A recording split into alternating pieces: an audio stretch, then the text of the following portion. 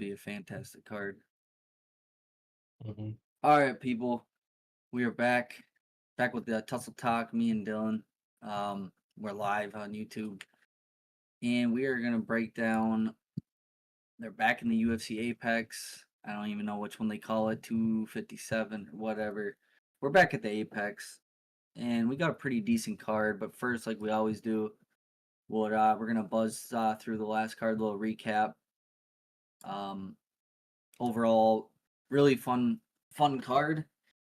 And I got, was it 8 out of 12? We said I got 8 out of 12 correct, which was great, but did not win any bets again. So what's new with that? Would you go, Dill? Yeah, you got a dog, so when you're taking care of the dog and the water kind of runs out of that little dog pail, and you take those few paper towels and you wipe up that bowl, that little schmag in there. That's what I got. I got that little dog water schmag. Went 3 for 13 on the card. It was rough. I do. Well, we all have those fucking nights, 3 for 13. Who is your 3? Peter Yan, Asu, and then Bogdan. Nice. Yeah, that happens, brother. Yeah, we were just briefly talking before we went live that there was 8 underdogs that cashed last weekend, which is just insane. 8 underdogs. And Muslim Salikov flatlines Carlos Leal. Everybody and their mother was on Carlos Leal. He ruined a lot of parlays. It was like Kevin Holland the weekend before. Kevin Holland shat in your apple pie, and now Carlos Leal did it. Muslim Salikov with a vicious first round knockout.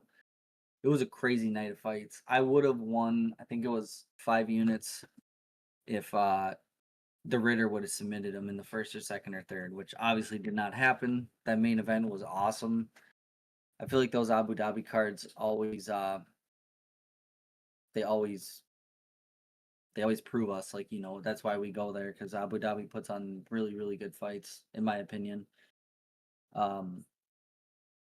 Yeah.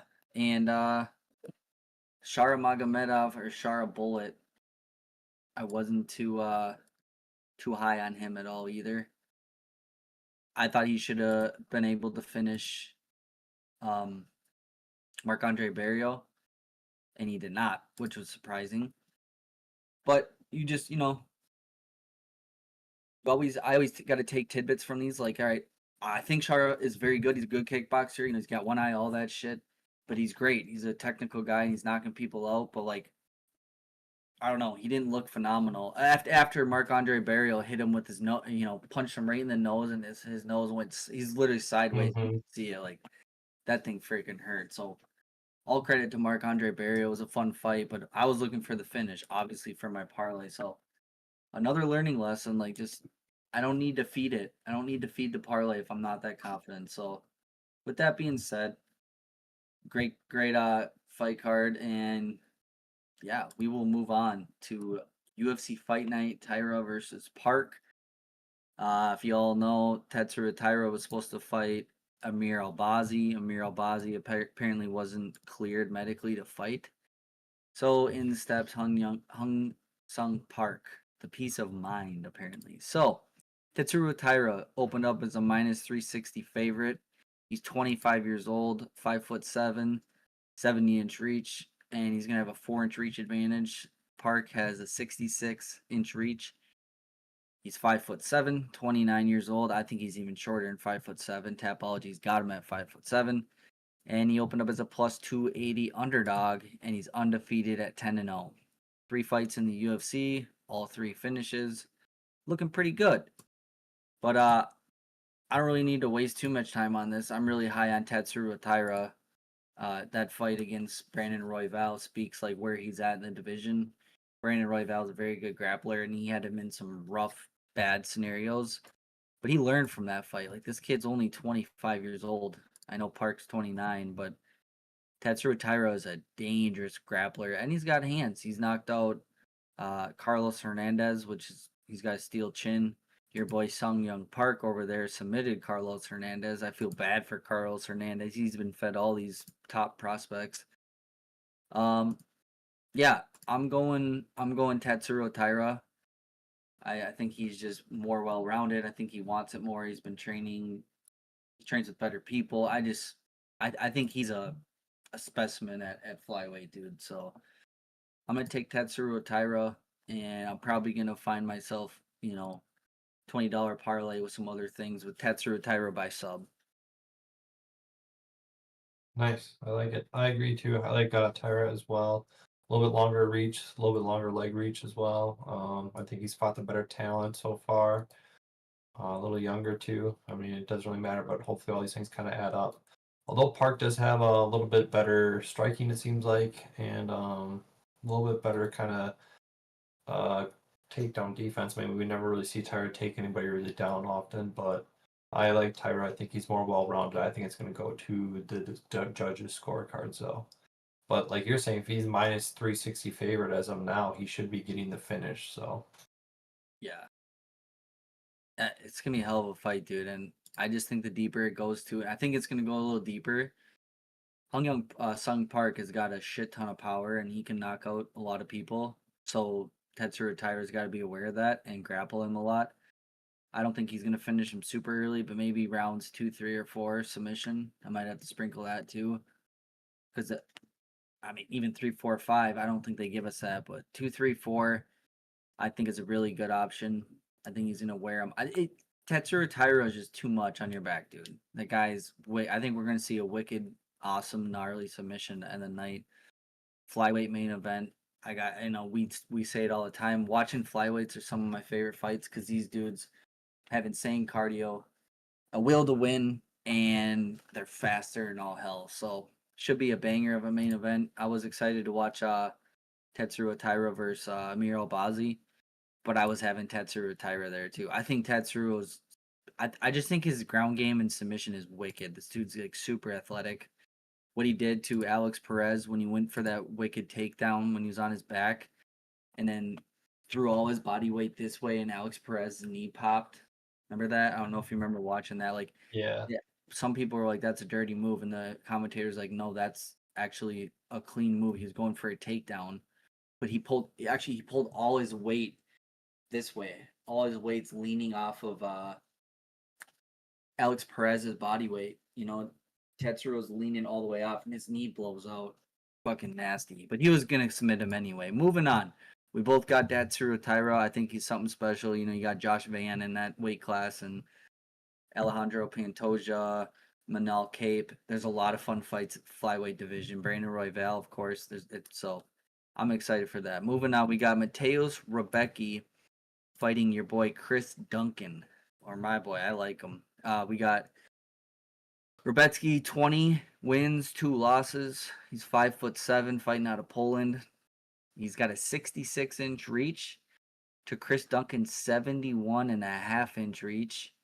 He's 5'10". Like I said, fighting out of Scotland, and he is 13 wins, 2 losses. This fight, man, I was pumped when they made this fight. I think Chris Duncan deserves that step up in competition, what he's been doing lately. And Mateus Rebecki, his last fight against Mektic Oralbai, dude, that, like, fight of the year. Those guys were swinging and banging. Mektic Oralbai's eye is all busted up. yeah, And that fight was awesome. Um, Originally, I was on Mateus Rebecki, and I'm going to have to switch it up because you just can't deny Chris Duncan's heart. I think he's tough as hell. I think he's that kind of guy that if you don't put him out, you're getting put out. Like, you have to put this guy out. You have to finish the fight. I don't think he really wants to. He doesn't. He has 3 decision victories, but let's be honest. Like, Chris Duncan comes out there to finish the fight. Like, and if he's hitting you big and you go for a terrible sloppy takedown or even a good one, he's sinking in that guillotine. Don't be silly. Jump the ghillie. He's fucking training with Dustin Poirier at American Top Team and Mateus Gamrot. He's Jalen Turner was there. Like, he's training with top level guys, and I think Chris Duncan is special. Look what he did to Charlie Campbell in Dana White's Contender Series. He got dropped. He was losing the fight, and then one straight, Charlie Campbell's out cold. I think he's good, man, and I think he's the better grappler here. But I will say, I'm not extremely confident, but I am picking Chris Duncan here as the underdog too. Um, I don't know, man. This Chris Duncan, it's like his last fight against Jordan Visenik. I was pretty high on Chris Duncan. And Balaj Oki, he's athletic. He got choked out completely. I don't know. There's something special about him, and he's gonna have. We cannot. I cannot express this enough that he's gonna have a 5.5 inch reach advantage. That's a big deal. And this is at lightweight. Chris Duncan can take a punch, but he's a little questionable too with the chin. I don't know, man. This fight's and he's a plus 175 underdog. He opened up. Sorry, I forgot to mention that. This one, I was on Mateus Rebecca, and I'm probably gonna hate myself. But oh yeah, I wanted to say this in this fight. I'm definitely hammering the under 2.5. I think the under 2.5 is a great option here if you don't want to pick a side.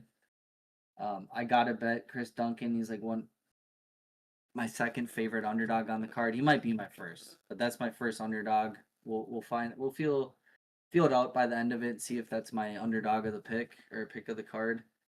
God, I'm fucking my words up here, but I gotta find this line for Chris Duncan. I think it's a minus. Here it is.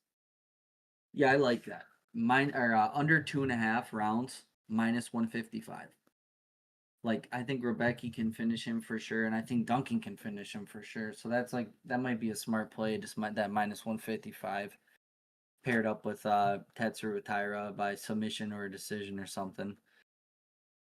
Um, I know Mateus Rebecca is a great fighter. I do have to say, I already pointed out Duncan can be a little chinny. Well, Rebecca can be chinny too. He got knocked out by I think it was Ferreira. Yeah, Diego Ferreira, who is now. Why is this fucking ad pulled up on my goddamn screen? Um, I'm just trying to see the age he is. Here we go. He is 40 years old now, and he fought him. It doesn't matter. 2024, he was 39 years old when he knocked out Mateus Rebetsky out cold. So, I mean, Chris Duncan's got that power, is all I'm saying. So, maybe a little underdog, or I'll be sprinkling the money line on Chris Duncan, and then maybe like a inside the distance prop, because I think he can submit anybody, and I think he's got that power to knock out Rebetsky. So, give Chris Duncan long breakdown. No, I like it, and I like that you mentioned the under because if you were gonna say it, I definitely was under 2.5 at minus 155. You could definitely put that in a lot of different parlays. I feel like I really like this fight. I think yeah, I think it's gonna be really good. Rebetsky, I mean, his last fight against that thing was just a war, and he edged that one out by split, but Mittelbeck Orba, I mean, he definitely left some damage on Brabetsky, so we'll see if he carries that over into this fight or not. I mean, he took some heavy hits, so I do like this fight. I think it's going to be a lot of violence in it. I like your aspect of Chris Duncan as taking the underdog because he's going to fight for your money. I think I would go with that route as well, but I can see the argument for taking Rabetsky at just minus 200 too, because I mean he's definitely Yeah. is capable of getting a finish. So I can see a lot of different bets being made throughout this, and we'll see more too as the lines get a little bit closer and more props they drop. But I'll take Duncan if you're not going to take Duncan as your underdog on the card. I will definitely take him as my underdog. Hell yeah, dude. I like it. But there's cases to be made on both sides. Yeah. Like you said, Rebecca can definitely finish him, but I just love we're both on the same side. I love them under 2.5 rounds. It's gonna be violence in this fight. Yeah. And they're both on a win streak and all that good stuff. So, all right, me and Dill are both we're 2 for 2 on the card so far. And now that was the main event, the co-main event. We wanted to switch it up. I think it's a little more fun starting off with the banger, the main event, and moving our way down. So the featured co-main, we got Esteban Ribovics taking on Elvis Brenner, and Esteban opened up as a pretty sizable favorite at a minus 285. He's fighting out of Argentina. He's 29, 5'10", 69-inch reach. He's gonna add a 3-inch disadvantage to, Elvis Brenner. who's got a 72-inch reach, 27 years old, fighting out of Brazil. He was a plus 230 underdog, opened up at. And both these guys are coming off of losses. In my opinion, Esteban Ribovics did not lose to Nazareth Haqparast. You look at the significant strikes, and if you watch that fight over, in my opinion, he won clearly. So I think Esteban should be 15-1, but he's gonna be pissed off. He's gonna be coming in here looking for a win. And Elvis Brenner is no one to take lightly. I think Elvis Brenner is probably the better ground fighter here. Coming out of shoot to box, fighting with good guys. I think he's pretty great submissions. I'm pretty sure he's undefeated to the submission. He's only submitted people and has never been defeated by submission. Let me look. That's correct. 11 submission victories and no, he's never been submitted. So yeah, that's definitely the clear path for Elves Brenner. But I think Esteban Ribovics is also really tough. I mean, he's getting better, showing getting taken down. He's got a great takedown defense. He hits really hard, and he can go all 3 rounds. I think he can go 5. Look what the him between Daniel Zellhuber. That fight was really really fun to watch. You know, candidate fight of the year when they fought at UFC Noche. That fight was nuts. That's just kind of the volume he does. He throws a lot of volume in all his fights, and I think he's fought better competition. And I think he's on a 4-fight win streak. Like I said, he did not lose in Nazareth Haqparast. So, give me Esteban Ribovics. I don't know if I'm gonna be betting him like heavily, but I also got to look at that under 2.5 because I think that's really nice one. Under 2.5 is -110. I don't think this fight's going to the scorecards. I think if it goes to the ground, Brenner could submit him, and if it stands banging, I think Ribovic's probably going to knock him out. I mean, he's got the power. Look what he did to Terrence McKinney. Jab, straight, and while he's hitting him with the straight, he was already throwing that right head kick.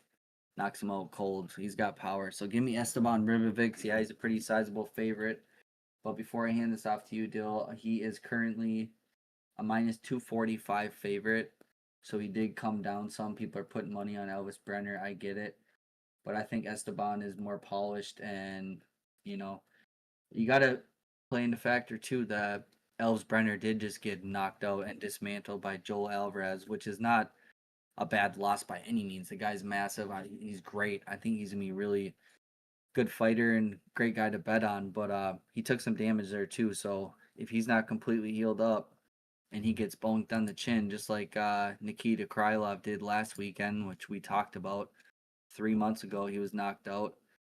And Joel Alvarez, yeah, so he took a year off. So we don't know where he's at in his head right now. We don't know how damaged he is. He took a year off, so that's good for his chin. But what are we gonna get out of Elvis Brenner, right? Like I think Esteban Ribovics wants it a little more. I know that's kind of weird to say. Like how would I know? But I think it's gonna be a great fight, dude. So give me Esteban Ribovics probably by decision, but I could also see him knocking him out. So I agree with you as well. Yeah, we're kind of reading these the same so far. I feel like anyway for Brenner to win, it's going to be kind of by sub. Put a lot of that because I think he's going to be a little bit heavier too. He's probably carry a few more pounds, so he'll probably put a little bit more of that weight on him. But I really like Esteban. I like how he fights. He's fun to watch. I think this one might actually go to the scorecards. So it'll be interesting to see when that prop drops what Esteban by unanimous decision would be. Maybe I can sprinkle that in somewhere because Brenner is pretty durable. I mean, he definitely fades off. It seems like in that third round where Esteban likes to kind of he'll fight until the whistle until the bell actually goes. He'll keep scrapping in there as long as he can. But I feel like Brenner kind of drops off a little bit. So yeah, I like Esteban by unanimous. hell yeah, dude, I like that. That's probably a juicy prop. I wonder if they even have that out right now. No. No, not yet. I looked. Ribovics round 1 is the most favored at plus 425. Interesting.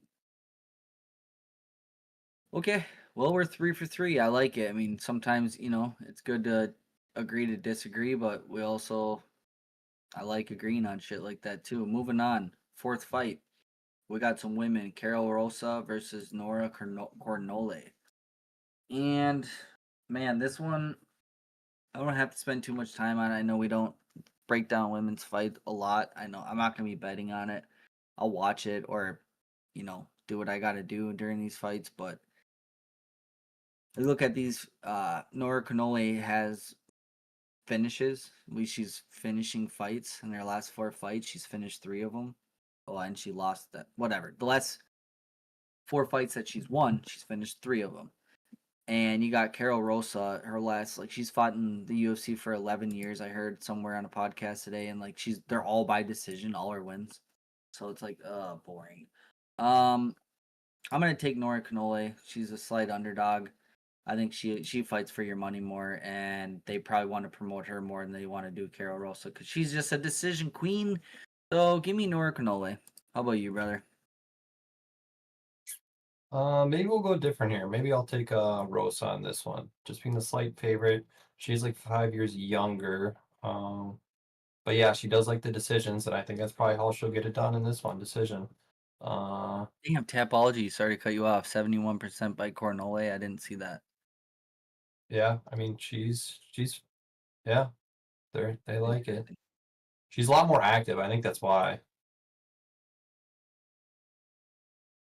Yeah, Rosa does have more. She strikes a lot though. She's got a lot of volume in her fights, and Cornole, she's got a lot of volume too. I just feel like Rosa might out volume her a little more, but I think Cornole is gonna have the more thudding effect of shots. Visuals to the judges. So yeah, give me Cornole. And you got Rosa. All right, we're gonna go head to head on that one. No biggie. Still moving down on the main card, we got Neil Magny, the Haitian sensation. Wow, I didn't know that was his nickname. Taking on Elizu Zaleski dos Santos. Dos Santos started, he opened up as a minus 215 favorite. He's 38 years old, fighting out of Curitiba, Brazil. 5'11", 73-inch reach. To Neil Magny's 80-inch reach. He's 6'3". He's gonna be 4 inches taller with a 7-inch reach advantage. Crazy. Um, 37 years old, so it's battle of the old men. Not that old, but yes, 37, 38.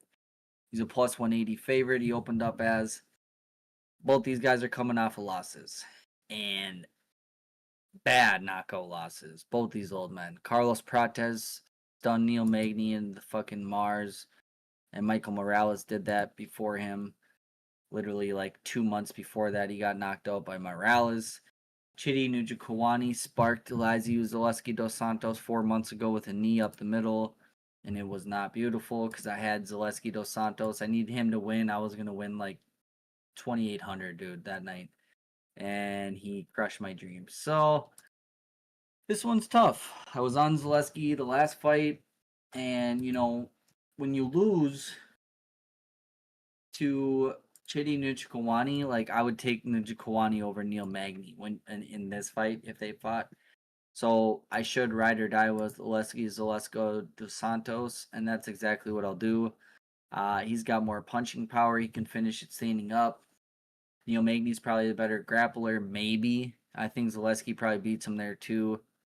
So I'll make the pick. Zaleski dos Santos. I'm not a huge fan of the minus 215 favorite. I think it should be close. So it should be like a minus 170. Minus 170 plus 140, something like that.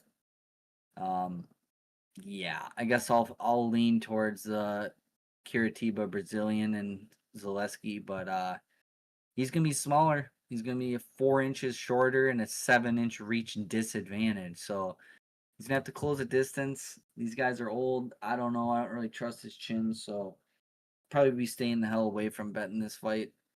What is the under on this one though? Because both these guys came off of knockout losses. It might be a good under to bet. And then Neil Unders plus Magny, money. yeah, I was gonna say Neil Magny, yeah, a Neil Magny fight should never, be under 2 or whatever unless he's fighting Carlos or someone with big power. But hear me out, both these guys are older now.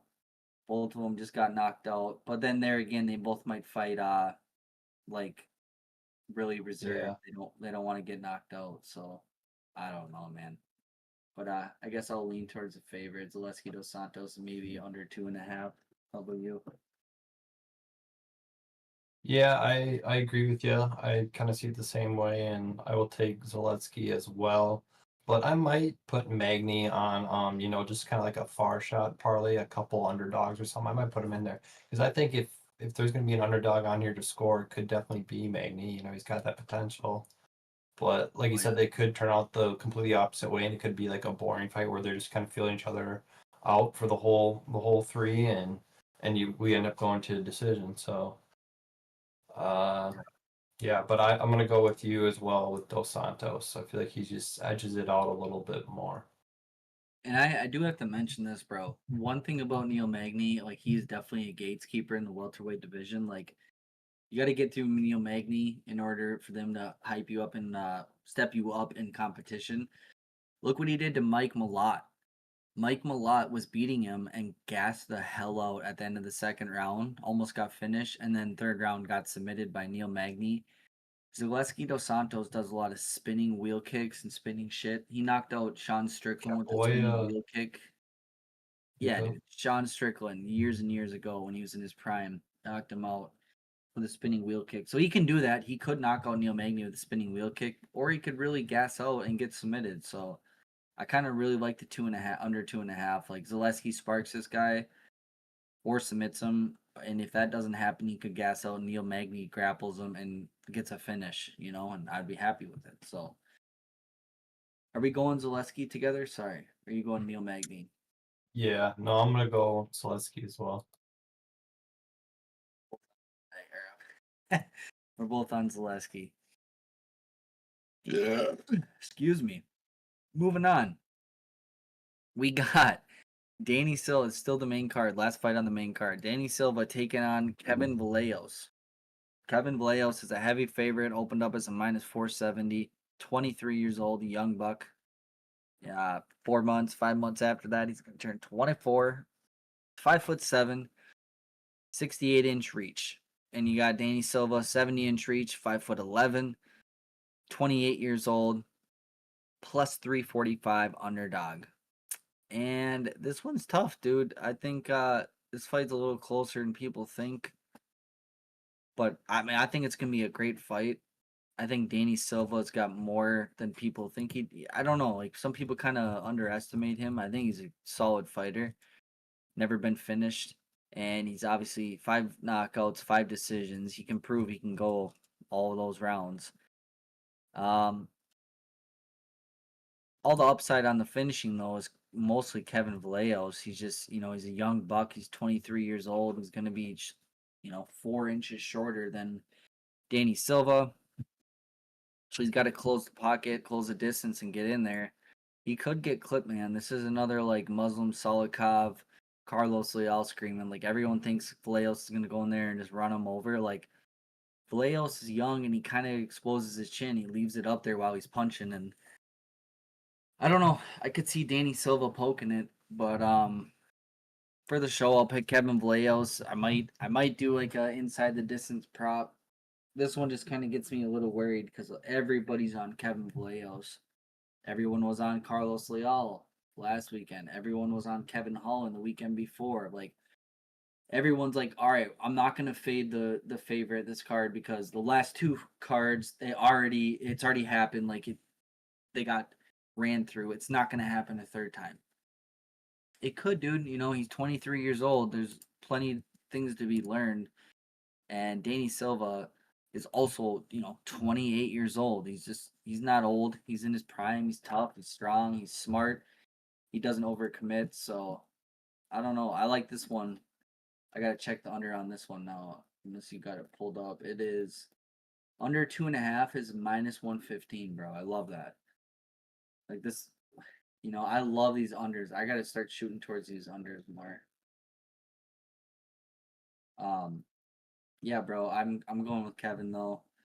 If I gotta, make a pick for the show. I don't know, man. Danny Silva. I think Danny's really good too. This one's really tough, but I guess I'll go Kevin Vallejos, but I'm gonna be really mad if Danny Silva chin checks him. Right, and we are just saying about how many like upsets there have been and big upsets last week and the week before that. Like there always seems to be one. And is this going to be the one on this card? Like it could easily happen. I could see it. So it's tough from betting perspective. Just see where you want to put your money at. If you want to take that underdog or else like you said, Vallejos by knockout. I think I like that. I think that's what I'm gonna go with, and I might even pair that with a little Argentinian brother of the Esteban Rivas. So I have the two Argentinian boys representing their country. Maybe do a little Argentinian parlay. But I'm gonna go with Vallejos as well. But this one might be a spoiler. Yeah, dude. I just think he has that. Danny Silva, like I said, is a sound fighter. He's smart. He doesn't really overcommit. He could play spoiler, man. Don't count him out. So, all right, moving on. Prelim. Nick Klein taking on Andre Puliov, and this might it's Chris Duncan or it's Nick Klein, my favorite underdog of the card, Nick Klein. Um, I think this guy is, yeah.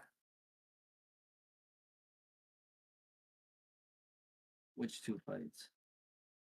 We got Ryan Nakamura and Nathan Fletcher, and then Rodolfo Vera versus Trayshawn Gore. They just Oh, kind of they list them a little bit differently than what other places got them. oh, my bad. What? So I got okay. So I'm on Tapology. Let me go to yours. All right, Rinya. We're gonna go Rinya Nakamura. Okay. Tapology's got it different, but whatever. Rinya Nakamura taking Yeah, on Nathan Fletcher. I think we can. I'm pretty bullish on this one. I think Nathan Fletcher is good. I have been picking him. Let me look here. Who he fought last? I picked him recently.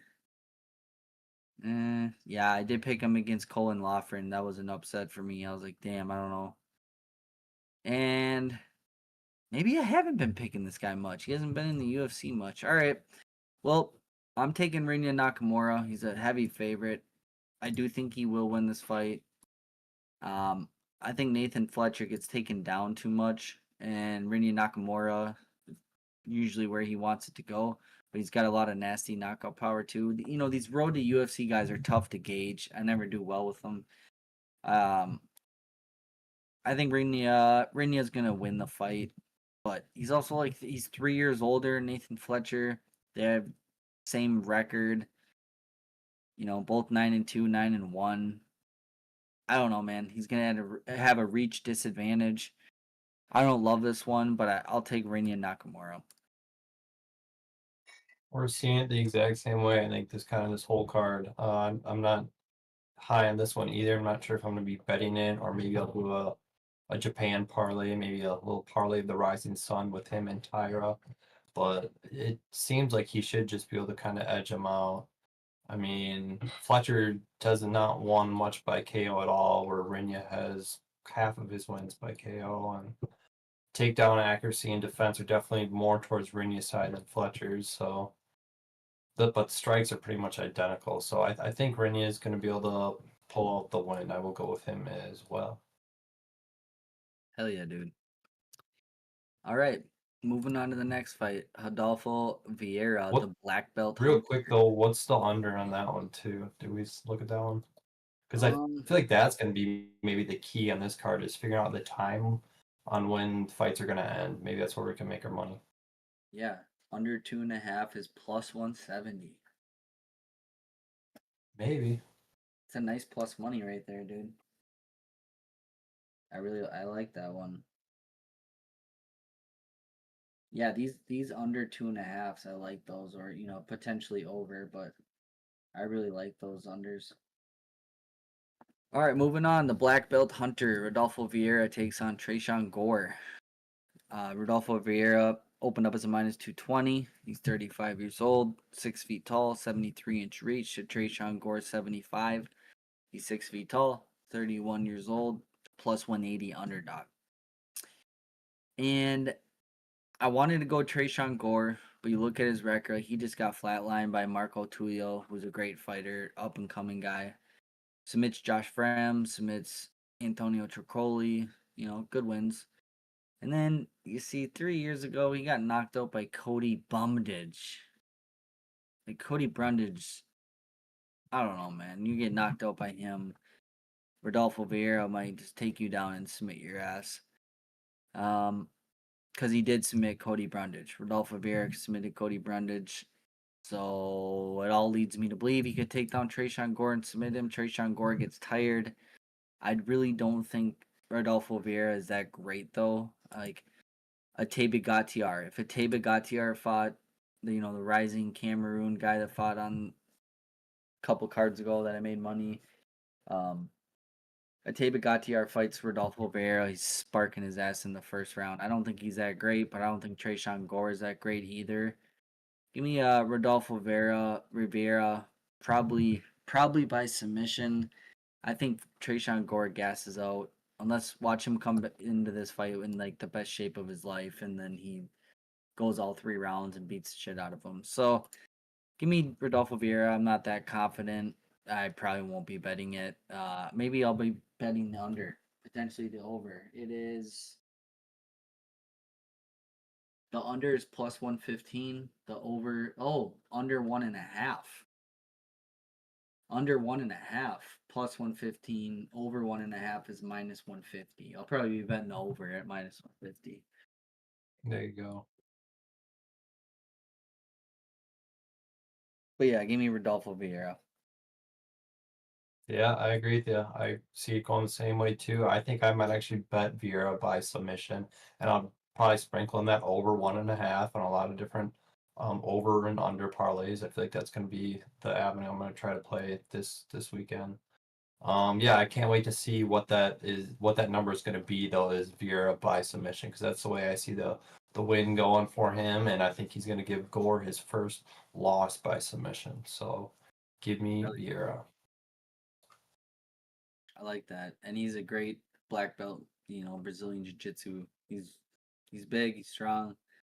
Both these guys kind of gas out though, so I'm not too confident in everything. Speaking about not confident, moving on to the next fight, Felipe Bunez taking on Rafael Estevam. And not a lot of confidence in this fight. Rafael Estevam, he's 13-0, but his last fight and mostly his fights when watching these, they don't give you a lot of like, oh my god, this guy is, athletic, he's skilled, he's got big power in his hands. Like he was on the regional scene knocking people out in LFA and stuff, and got to contender series, knocked a guy out 2 years, pretty much 3 years ago. And then he doesn't really stay that active. And he's just unanimous decisioning people. And Felipe Bunez is fit, submission armbar, Jose Johnson, big flyweight. He got knocked out by Josh Van. That's not a terrible thing. Look what Josh Van's doing. I don't know, man. Both these guys, I don't feel too confident in either of these guys. So, and I'm certainly not going to be betting it. But just make a pick for the show, I will take the undefeated Esteban. I mean, he's undefeated. He's younger, quite a bit, 7 years younger. And he's going to be a slightly bigger guy here, undefeated for a reason. Give me Esteban. Not a crazy amount of confidence, though. And he's sitting at a minus 510 favorite, and like he does in most of his fights, which is just kind of gross. But yeah, give me the favorite. Not, I don't like it though. Gross indeed. I'm not going to be touching it from a betting perspective, but give me Raphael as well. I think he stays undefeated. Uh, yeah, I don't have much to say. I don't know a ton about either one of these guys, but I feel like Raphael's on a roll, so we'll keep it going. Oh, and then I missed my. I'm sorry, I'm kind of switching them all up here on the order that Quinn was going off of. We're gonna go Nick Klein, Andre Pulyav. I want to go back to that one. So that was probably my favorite underdog on the card. Chris Duncan. I really like Chris Duncan too. So Nick Klein, Chris Duncan. I can't pick it, but they're both my favorites for underdogs. Opened up as a pick 'em, and then money came in on Andre Polyev, and I love that. I think both these guys are big, physical guys, want to win. I just think Nick Klein wants it a little more, the Nick blue collar Klein. The guy's tough as nails. He goes in there, he fights for your money. Look what he did in the Dana White's Contender Series. He just Contender sprints series, across yeah. the cage and just grabs his neck and wrenches on it. Yeah, it was 9 months ago, but first round against Mansur Abdul Malik, he's like Mansur's like a minus 1350 favorite. I was looking at that with my coworker today. Minus 1350 favorite, which is nuts. And he hurts Mansur. He almost knocks out Mansur Abdul Malik in the first round. And then second round, Mansur sparks him, knocks him out, TKOs him, um, strikes against the cage. So yeah, that's not that bad of a blemish. Look what Mansur is doing in his career right now, surging. So give me Nick Blue Collar Klein in this one. I like it for a few reasons, and I just think he's a little more polished. Probably been I don't know, but Pulev is finishing guys too on the regional scene, but I think you look at these, Christian Leroy Duncan is not as good as Mansur Abdul Malik, in my opinion. And I think Nick Klein put up a better fight. So give me Nick Klein. I agree. I like Nick Klein as well. I'm going to go with him. My biggest concern, though, is just fight time in the octagon cage. Like, Nick Klein, his average fight time is like 4.5 minutes, where Andre Petulia's kind of going the whole distance, it seems like every time. Like, he's in there for the whole war. So, if it comes down to that third round and the tables start to turn, that could be a greasy split decision loss. I don't know, but I'm going to stick with Nick Klein. I hope he gets it done. I hope he gives enough damage to Andre in the first, second, maybe in the third as well, to where Puliev's just too tired to kind of really do anything, and hopefully Nick gets a win by unanimous. That's gonna be my pick, but I'm a little scared on that one. Hell yeah. Um, yeah, I think it's gonna be a really exciting fight. Moving on to the next fight, we got some women. Taira Rodriguez taking on Ketlin Souza. And I'm gonna keep this. I'm taking the underdog. I'm taking Ketlin Souza. I think I know I just said it last fight, but I really think this girl wants to come in and fight. She's got that neck tattoo. She looks scary and she fights scary. She wings big punches. She'll grab your neck, take it if you leave something out there, and she's got more experience on her resume. She's younger. Like I said, she fights harder for the dollar too, and a couple Brazilians on this card, and they're coming to take that tonight, Saturday night. Give me Ketlin Souza. Dang, I was kind of hoping you're gonna go Rodriguez so I could take Souza and we could be a little different on this one, but I'm gonna go with Souza as well. I feel like she's a little more scrappier in there, just a little more violent, just a little bit younger, but I like Souza as well. I mean, I know not all Tapology agrees with it, but give me Souza. Hell yeah, dude! I'm glad that we're agreeing on a lot of these, but it seems like that kind of card, right? Like these last few cards have been so crazy with humongous upsets. Like I feel like this card is, listen, one of these road to UFC fighters could shit the bed for sure, and I'm gonna Yeah. say, uh, Rinya Nakamura, uh, is like my number one suspect. Like Rinya Nakamura, I don't know, I feel something weird about that.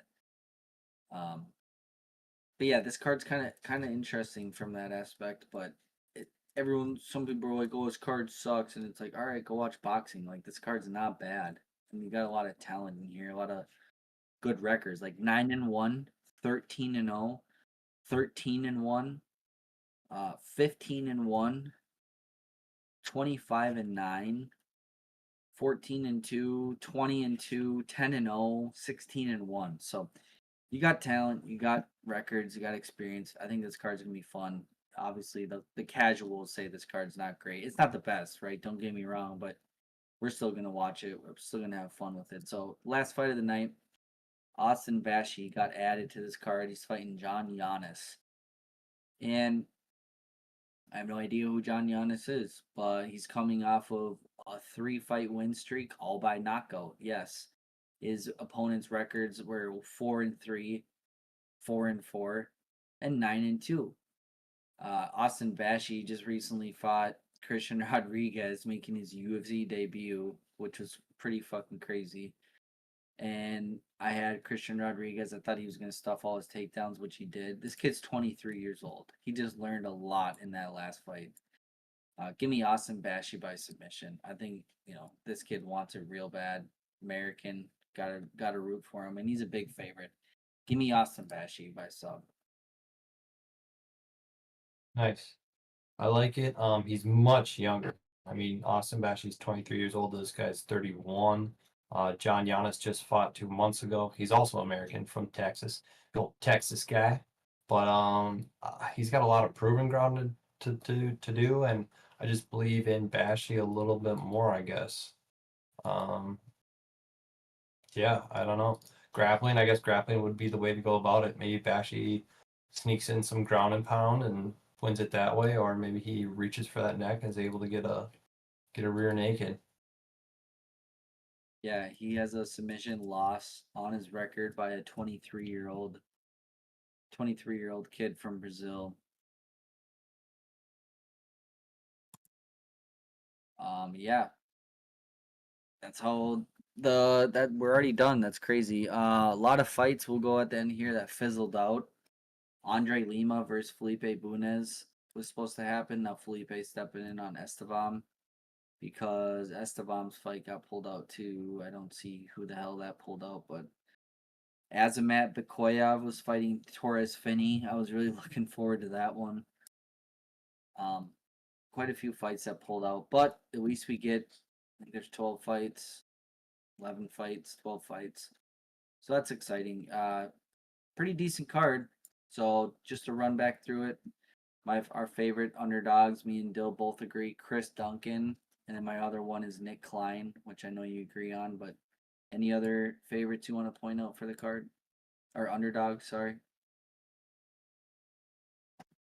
Nobody at this moment, but I mean anybody really could be an underdog. Like I could even see Park versus Tar. Like Park could be the one to upset this whole card, but Think I, so? I, I I don't see it. it could happen. You Right, never know. you're right. You never know. You're right, but I think Park is gonna get out grapple fucked for sure. But like Elvis Brenner, I think Elvis Brenner's kind of a sneaky one. Neil Magny too. Danny Silva, like Yeah, dude, yeah. Like there's a fucking lot of them. I don't know. You could take a underdog stab at here. I gotta just do this on the show because watch this. So you can go because I could see this happening. Like Danny Silva plus 315 and Chris Duncan. That's a plus 1,000. Just two fighters. Like Danny Silva and Chris Duncan plus 1,000. Throw one unit to win 1,000 on it. Kind of crazy. Like Yeah. who's to say Danny Silva could spark him in the first round or something and do a lot of body work and just keep him on the outside and be a point fighter and win a decision. Kevin Vallejos learns the lesson at 23 years old. Like I think nowadays too, dude.